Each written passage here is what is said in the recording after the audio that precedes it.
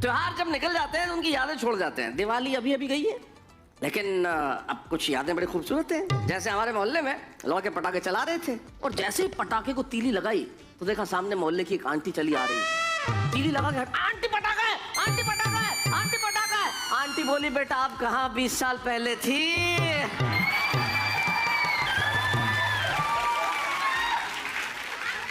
हो जाता है।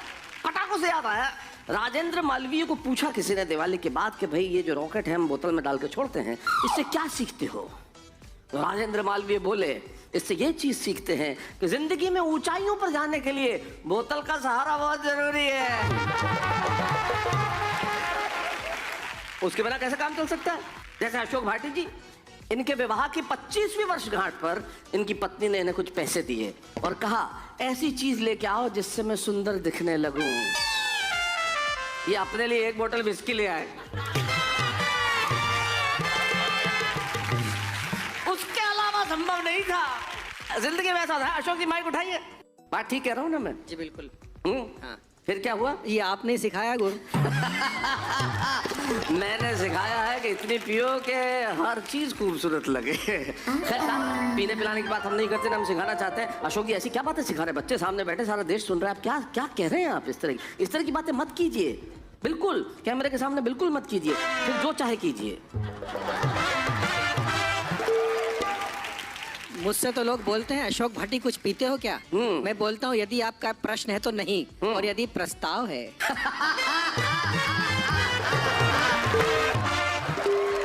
एक दिन मैं बस अड्डे पर कर रहा था बस का इंतजार। तो नॉर्मली बस अड्डे पे बस का ही करते हैं।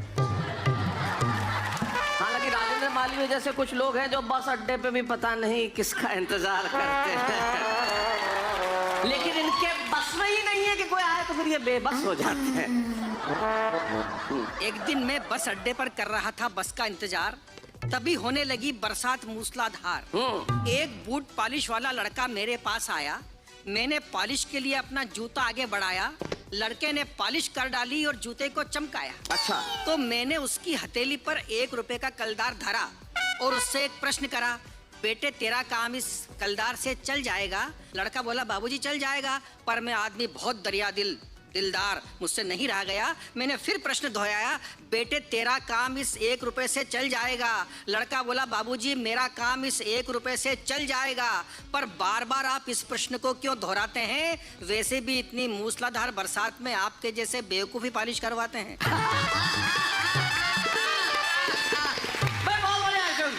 बहुत बढ़िया, बहुत अच्छे। एक पार्क का सीन दिखाता हूँ। पार्क का सीन? पार्क का सीन। ओए होए। एक पार्क में एक युवक युवती प्यार के रसायन शास्त्र का प्रैक्टिकल कर रहे थे। ओए होए, ओए होए, क्या बात है, बहुत अच्छे। तभी गश्त लगाते पुलिस वाले ने आकर टोका, सेमी सांस्कृतिक गतिविधि करने से रोका। सेमी सांस्कृतिक भाई बहुत बढ़िया करते हैं, बहुत अच्छे। वाह वाह। सेमी कल्चरल एक्टिविटी करने से रोका। बोले शादी के पहले ही प्रेम का इजहार, क्या सोचेगा तुम दोनों का परिवार? युवक बोला सर आपको गलतफहमी हो गई है, हमारे मामले में आपका बयान जुदा है। हम दोनों तो पहले से ही शादीशुदा हैं। अशांत मन को प्रसन्न कर रहे हैं और पार्क में बैठे बैठे भजन और कीर्तन कर रहे हैं। अच्छा। तो सिपाही बोला शादीशुदा हो तो घर पर जाइए और वहीं पर जाकर झांझ मजीरे बजाइए। तो युवक बोला बाप रे बाप क्या बात करते हैं आप, यदि घर पर जाकर किया प्रेमालाप तो बहुत बड़ी आफत आ जाएगी। इसका पति इसे मार डालेगा और मेरी पत्नी मुझे खा जाएगी। बहुत अच्छे। नमिता जी को शायद आपकी बात पसंद नहीं आई या समझ में नहीं आई। नमिता तुम वैसे चुपचाप बैठी हुई हो, गुस्से में इधर उधर देख रही हो, ना कोई तालियां बजा रही हो ना मुस्कुरा रही हो। मैं उसमें गुम हो गई थी कि ये कल्चर कौन सी वाली चल रही है प्रक्रिया। मुझे उसी में समझने में टाइम लग गया। माय गुडनेस, देखो ये सोच रही सेमी कल्चर मतलब सेमी कल्चरल एक्टिविटी चल रही थी। बहुत अच्छे, क्या बात है। अब उधर के जो युवा हैं जी, वो आंखों ही आंखों में इधर कुछ तकरार कर रहे थे, तो मैंने उनको एक समझाइश देता हूँ, बड़ा हूँ, एक पंक्ति में समझाइश। अच्छा इधर तकरार कर रहे थे? आंखों ही आंखों में? आंखों ही आंखों में। उत्तरी की कौन है? कौन है एक पंक्ति वो? हाँ वही, ये नीले शर्ट वाला। इनको हाँ, कि यूं तो पराई नार से दामन बचाना चाहिए, यूं तो पराई नार से दामन बचाना चाहिए, पर हल्की बारिश हो तो थोड़ा भीग जाना चाहिए। हाय हाय। इस पे मुझे शकील आजमी का एक शेर याद आ गया, उनकी बड़ी मशहूर गजल है। वो कहते हैं कि यूं तो इतना भी खुद को मत बचाया कर, इतना भी खुद को मत बचाया कर, और बारिशें हो तो भीग जाया कर। जी तो एक अगला कटपीस प्रस्तुत है। जी। एक नेताजी नगर भर के प्यारे, 40 के हो गए फिर भी कुंवारे के कुंवारे, 40 के हो गए फिर भी कुंवारे के कुंवारे।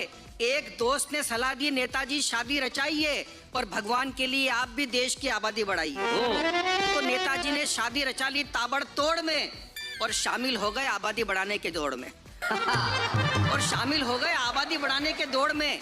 1 महीने बाद नेताजी अपनी किस्मत पर रो रहे थे और ओटले पे बैठे बैठे घर के कपड़े रो रहे थे और ओटले पे बैठे बैठे घर के कपड़े धो रहे थे। अच्छा। और ओटले पे बैठे बैठे घर के कपड़े धो रहे थे। दूसरा दोस्त बोला नेताजी लगता है अपनी आदत सुधार रहे हो और जन्म पत्रिका में जूता मार रहे हो। लगता है अपनी आदत सुधार रहे हो, जन्म पत्रिका में जूता मार रहे हो। पहले तो घुमा करते थे लगाकर पाउडर और सेंट, और आजकल धोना पड़ रही है खुद की शर्ट और पैंट। तो नेताजी हुए गरम, बोले बेशरम तेरी नजरों में मुझे जरूर कोई खोट दिखाई देता है।